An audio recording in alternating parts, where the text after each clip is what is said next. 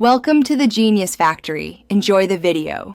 You start by gathering essentials: logo, background, fonts, and color hex codes so visuals match brand voice.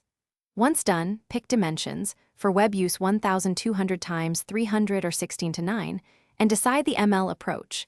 Image synthesis if you need novel art, text generation for taglines, or template-based augmentation to speed up iteration.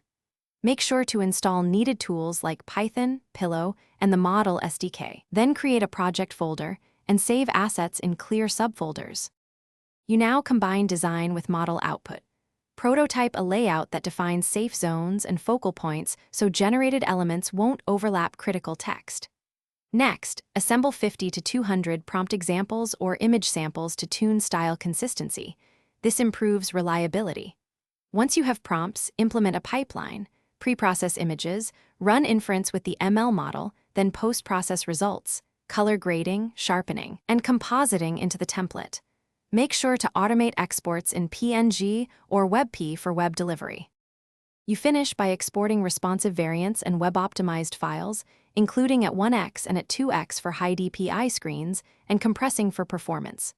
Once ready, run quick /B tests to validate clarity, CTA contrast, and load time. Make sure analytics capture click-through. If results are off, first tweak prompts and augment training samples, and then rerun generation. If artifacts persist, fall back to manual edits in an image editor. This hybrid approach keeps production moving while you iterate on the model. Thanks for watching. If you found this helpful, don't forget to like and subscribe.